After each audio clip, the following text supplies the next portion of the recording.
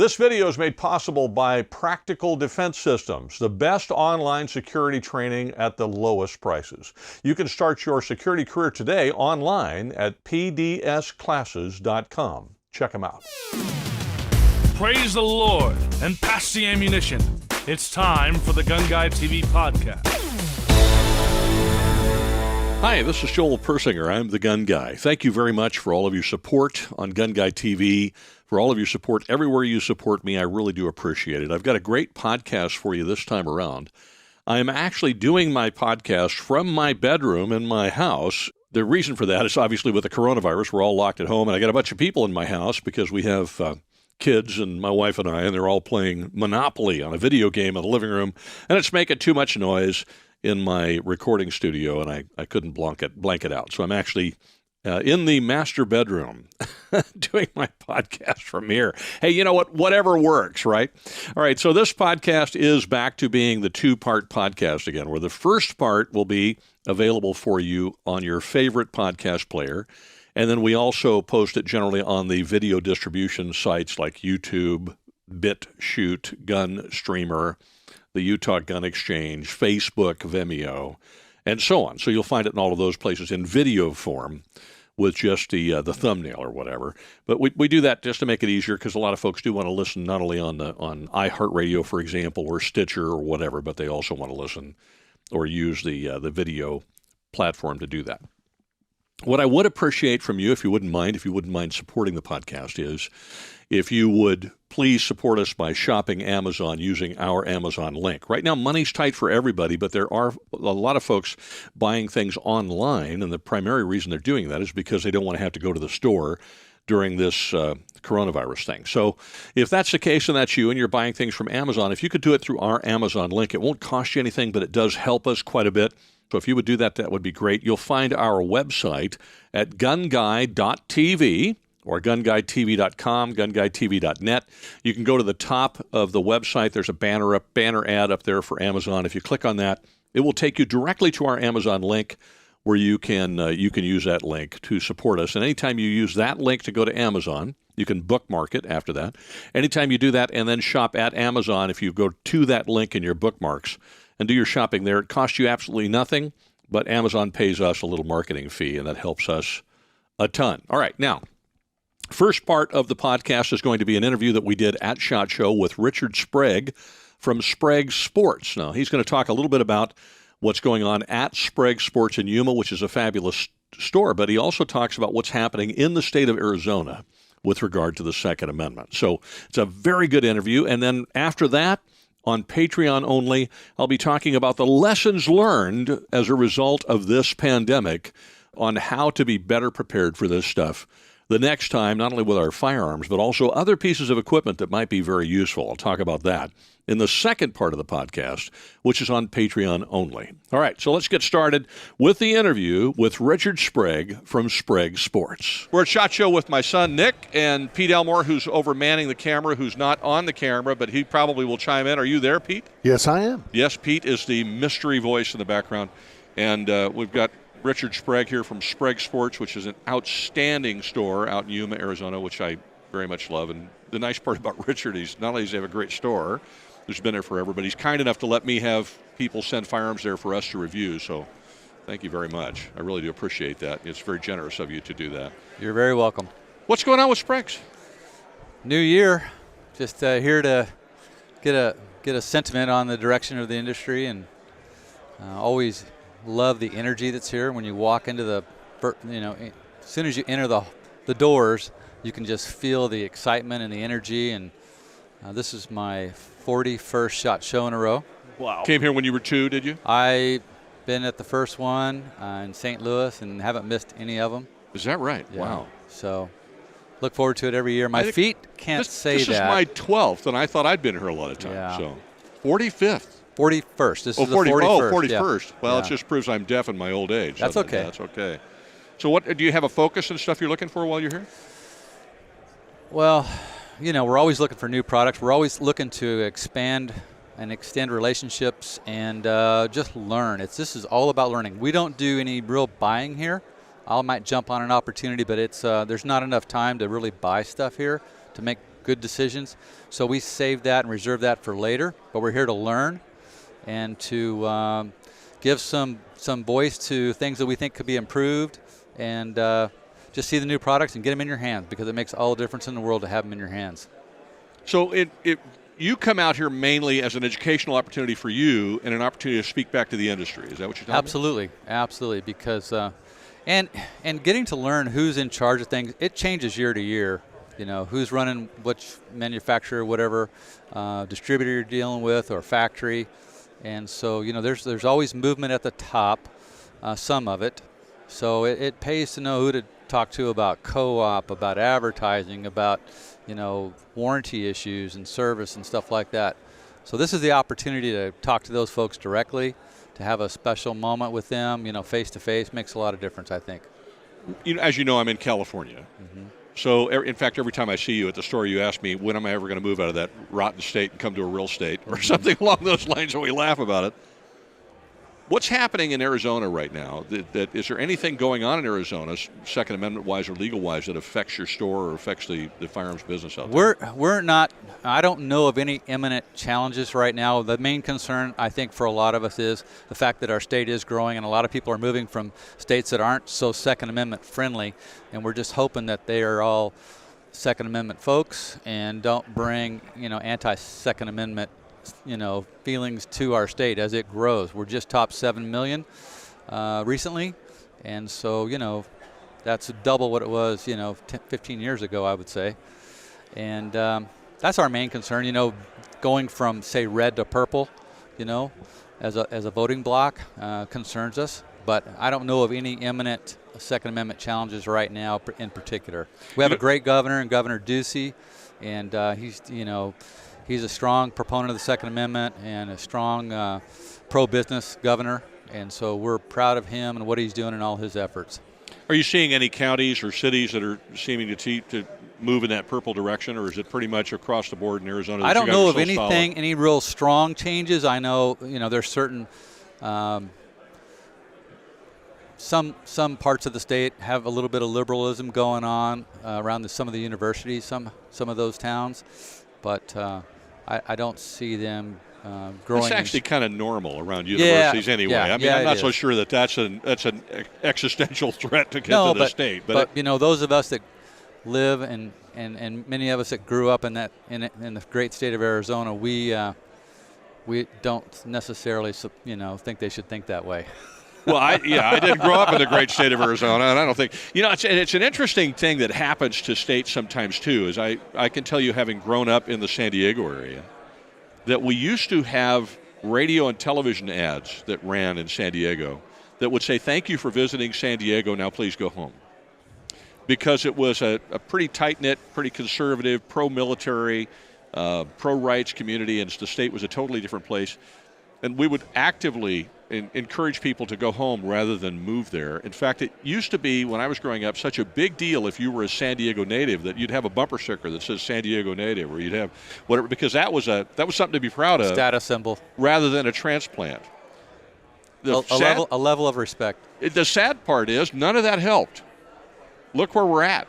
Yeah. So I think it is important in states like Arizona, which is such an incredible state, to be vigilant, not take for granted that I agree. that it can't happen to you. I completely agree. Don't take anything for granted ever, anywhere. Always keep your guard up and always be willing to earn it every day. Now that's the way I run my business too. I know you do. Let's talk Yuma, one of my favorite places it's become. You have some great stuff out in Yuma. First of all, you got a great range at Sprague's. And then you've got a gun store, which every time I walk in, it reminds me kind of like of a little mini Bass Pro Shop. So I love the store. And then you have a range out in Yuma that I think your dad was part of. My dad helped start it in the late 1960s, Adair Ranges, with a couple of county board of supervisor guys. And they got together and acquired 600 acres of property from a combination of the Bureau of Land Management and Bureau of Reclamation, and got the county to manage it in the early years, and got a lot of donated time and labor and machines, and cut berms and put in improvements, and made a real nice facility out there. You have a talent for understatement. I shoot at that range a lot, and the idea of a real nice facility is a bit of an understatement. I absolutely adore that range. That range is awesome. It really is, and it's county, big boy rules. You better know what you're doing when you go out there. Ain't nobody watching you. County ran it for the first couple of decades, and then they had to cut some budget. They had funding issues, and so the clubs that were operating out there formed a nonprofit and took it over from the county. And I believe there were 5 that were active in the various ranges out there, from archery to long range to silhouette to IPSC, it's whole trap and skeet. And they formed the Adair Ranges Incorporated. And they've been running it ever since. Fabulous range. I love it. You're listening to the GunGuyTV podcast. Please pay no attention to the man behind the curtain.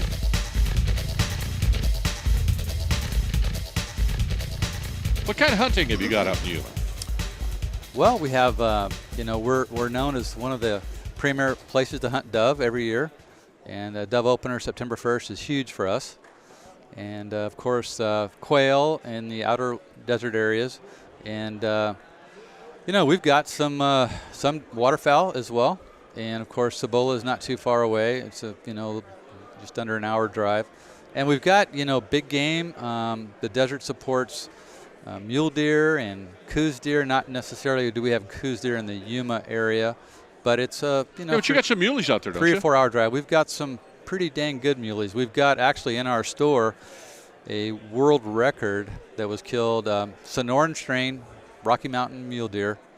The Safari Club International recognizes the Sonoran strain as a different subspecies. We have a 296-inch world record. It was killed about 40 miles from our store out in the Kofa National Wildlife Refuge. Chad Roberts is the hunter. He'd been pursuing this deer for 4 or 5 years. Good customer of mine. I went to school with his dad. He grew up in Yuma. And he's got 12 points on each side and only 4 inches of variation from one side to the next. Wow. It's an amazing buck. Wow. Now, you mentioned, Richard, long range, and that's become, long range precision's become far more popular in the last 5 years or so and continues to gain every day. I mean, you see out on the SHOT Show floor the number of everything from new cartridges to new rifles to new everything. In Southern California, we are not blessed with very much that goes over 300 or 400 yards, and I don't think people realize how close a drive you are for most of us. I mean, Joel, how long does it take you to get out to Yuma? Well, I'm an old guy, so I drive slow. But I'd say, I don't know, what, about 2 hours, something like that from San Richard, Diego? what's the longest distance that you guys have out there? We have a 1,000-yard range. So that's something that's just not found in California. And we have a silhouette range that's right next to it that goes out to 500 meters, where they shoot metallic silhouette. Wow. So you've got a 500-meter range and then a 1,000-yard range as well. And I've used both of them, and they're outstanding. I didn't hit anything. Well, I did. I hit the berm at the side of the hillside. No, I want you to know, I was out there with a buddy on the 500-yard range with my M1 Garand, and we were ringing the steel at 500 yards, which was very, very cool. I haven't done it. That was John. That was John. Yeah. A buddy of mine's, former Marine recon sniper. That guy can hit anything at any distance, and he's amazing. So, but he was out there clanging it, and then I was clanging it not nearly as often as he was, but it was an awful lot of fun. Now, we take that place for granted, but it is a nice facility. I know people that have actually decided to move to Yuma because of that range, because that's what they wanted to do when they're in their spare time. And I've got guys that work for me that are out there 5 days a week shooting. Yeah, and on that range. The truth is, I love that range, and I would drive 5 hours to get there because I'm from California, where you can't. There is no facility like that. There is no facility like that. That's a great range. Okay, so but at the same time, I've been out there when it's 100 and some odd degrees, and I don't necessarily want to stand out there when it's 108 degrees on the Adair range. Look at Nick. No. We did one time. I know we did. It was brutal. And I want to go shoot my handgun, rifle, or whatever. There's another range out there. Yes. And it's air conditioned and everything. So in 2005, we built a new building, built it 75 yards behind our other store, which is still up and is now a really great Mexican restaurant called La Casa Deli. I have eaten there, by the way. He's not lying. It's a great Mexican restaurant. We love it. Yeah, and awesome. and they make their own tortillas about every day. Anyway, we built this our new store in 2005 and added an indoor range. It's 10 lanes. It's rifle-rated traps. Got a nice classroom that adjoins it, and we've got also in that building we've got a 50-yard underground that is not open to the public, but we shoot and sight in rifles there every day. And in the month of October, we'll sight in, shoot in probably close to somewhere around 100 rifles. Just getting people ready for the hunt. That's incredible. Wow. And then when we sell scopes, we install them, we bore sight them. Everybody does that mostly, but then we also shoot them in for our customers as an added value, and that gives us that capability. That's awesome. Well, I drop off my rifle, I buy an optic, and I say I'd like to purchase this, and you guys take that and dial that in for me. Yep. So when I'm out in the field, I know I'm on. Absolutely. And we get involved if it's a custom dial scope, and you can get a particular dial elevation adjustment for it. We help our customers through that process as well. Now, do you have a lot of law enforcement customers out there? We do. When I bought the store from my dad 35 years ago, he went and was involved with the local sheriff's office, Yuma County, and he spent 22 years working with those guys.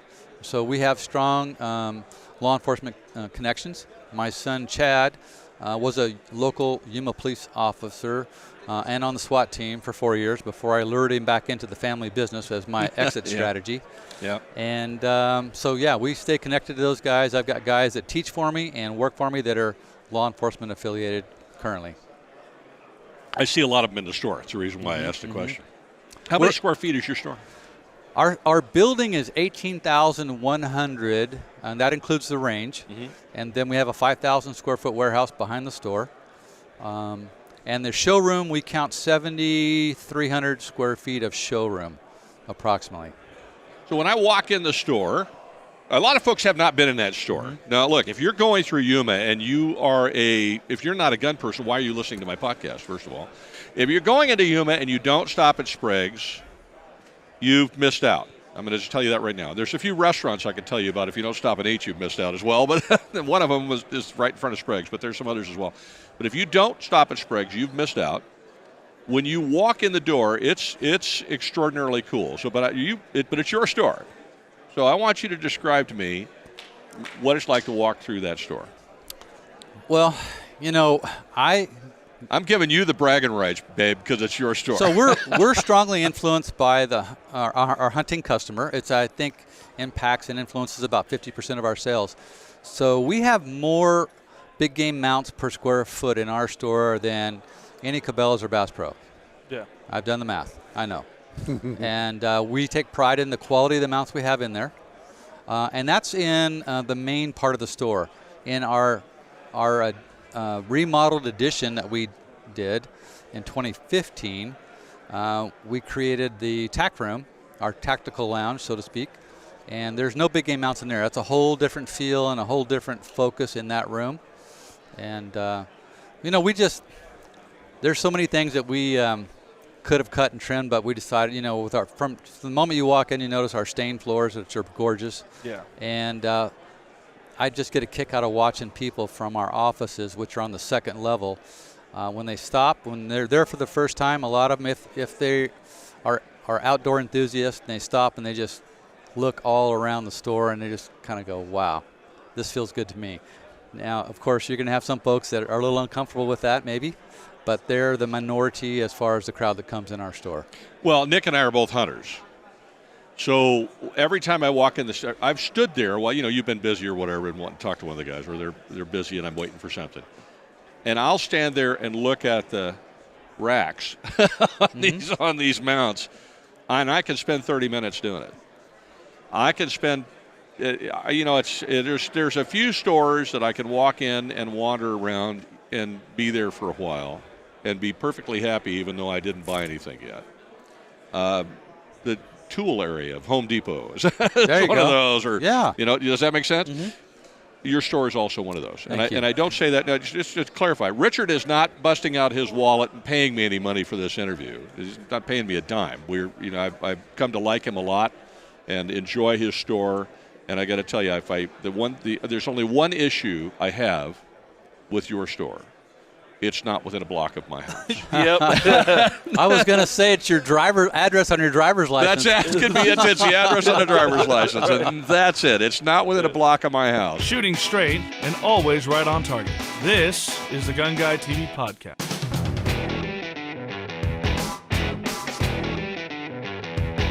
One of the things I want to mention about your range, as you can imagine, I shoot a lot, and I'm on a lot of indoor ranges. That is, I think Nick would agree with me, that is the cleanest, Oh, absolutely. most, even from the standpoint of air quality. If I'm shooting up, maybe I'm shooting cheap ammo or something, I can see the unburnt powder coming out of the end of the barrel, and I don't smell that. I mean, that doesn't hit my face, hit my nose, anything. I don't know what your We had air that quality- binary trigger that we were playing with, and I didn't smell the powder at all. We spend, that's really, really important, and it's critical. All ranges should, have that as a goal. If you smell it, you're taking it into your system. You don't want that. right. And so we spend about, we're in a small community, a small volume really for a range operation because we're still in a small community. But we spend about $7,000 a year on filtration. We change filters every 3 weeks up on top. We run everything through a HEPA filter. We have some outside air exchange as well. It's about 40% outside air, and so super, super important. Yeah, to his point, we were in there with that binary trigger, and I mean the rounds fly fast if you're in there with that thing, and there is no powder smell, there is no powder visible except for the brief instant after the round goes off if you're running cheap ammo. But I mean, it is among, I would say your range is among the cleanest, well-built ranges I think I've walked in my life. Thank I'm you. very impressed by your range. That's very nice to hear you say that because it's always a concern of ours. And we have a schedule, of course, and everything pops up on your desktop and says time to change filters. But if ever we're busy, maybe we're at a SHOT Show or we're on a hunt or something like that, if any of my guys ever smells any air from the range in the retail area, that's an immediate signal we're on that roof in like the next hour or two changing filters. Yeah, because if you're opening the door if you're smelling it through the door. Yeah. I got to tell you, air balance is critical. Yeah, I'm in the range shooting it, I don't smell it. So even in our underground shoot tube, which is 3-foot culvert pipe, 50 yards down that we use for side ends and stuff, that is ducked and ran through the HEPA filters.